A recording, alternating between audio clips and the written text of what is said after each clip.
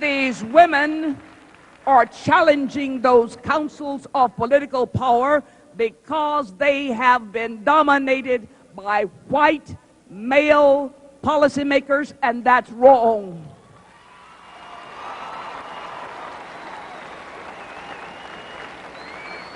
That horizon of gender equity is limitless for us. And what we see today is simply a dress rehearsal for the day and time we meet in convention to nominate Madam President.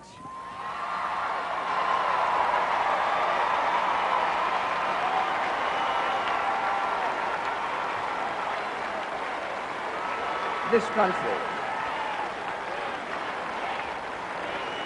this country,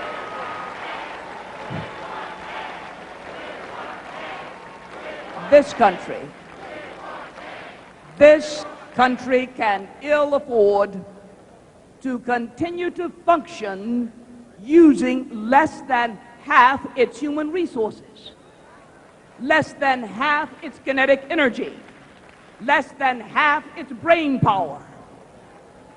We had a 19th century visitor from France named de Tocqueville.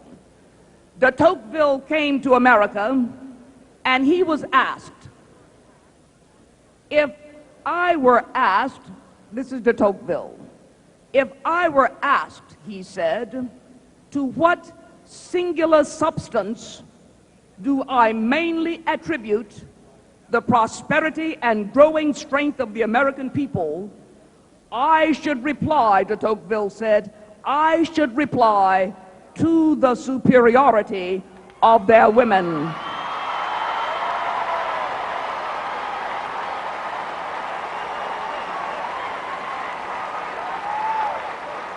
Now,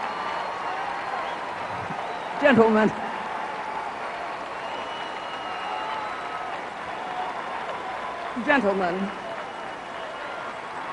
let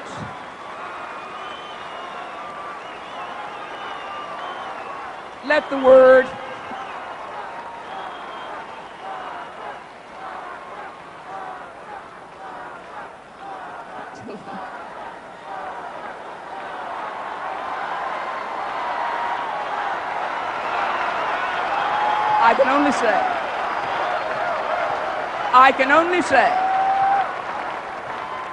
I can only say the 20th century will not close without the presence of women being keenly felt.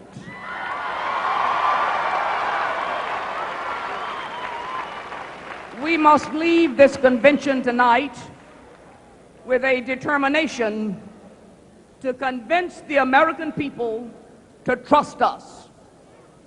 The American electorate must be persuaded to trust us, the Democrats, to govern again.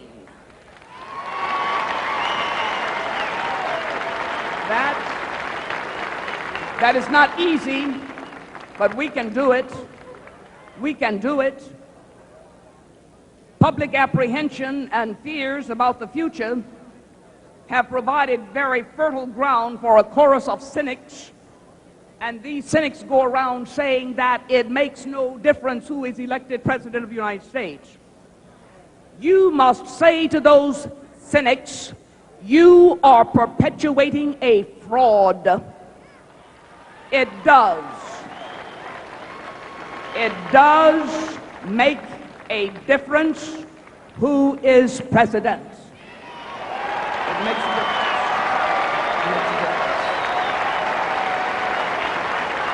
A Democratic president would appoint a Supreme Court justice who protects liberty rather than burden liberty.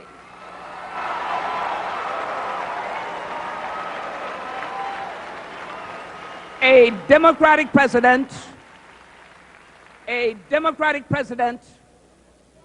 would promote principles, programs, policies which help us help ourselves. Now, there is another agenda item which has arisen. Character has become an item on the political agenda of 1992. The question of character is a proper one.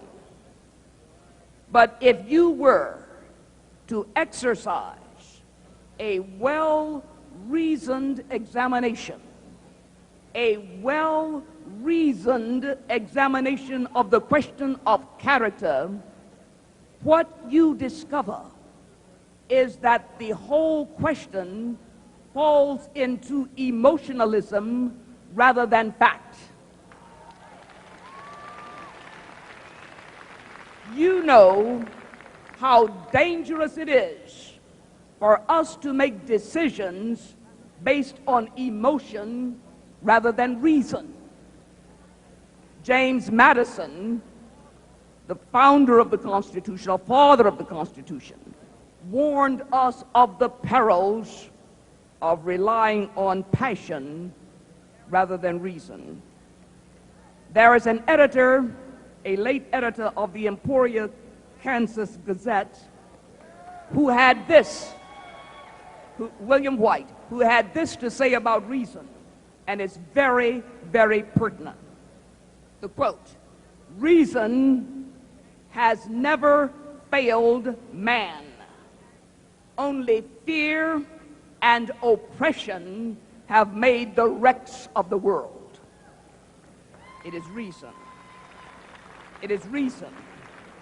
It is reason and not passion which should guide our decisions.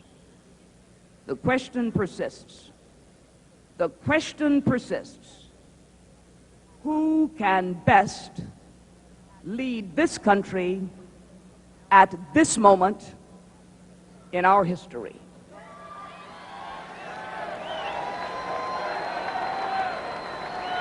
I close my remarks by quoting from Franklin Roosevelt. Franklin Roosevelt's inaugural address, which he made in 1933. Franklin Roosevelt made that address to a people longing for change from the darkness and despair of the Great Depression. And this is what Roosevelt said: "In every dark hour of our national life, a leadership of frankness and vigor has met with that understanding and support of the people themselves, which is essential to victory." Given the ingredients of today's national environment, maybe, just maybe, we Americans are poised for a second rendezvous with destiny.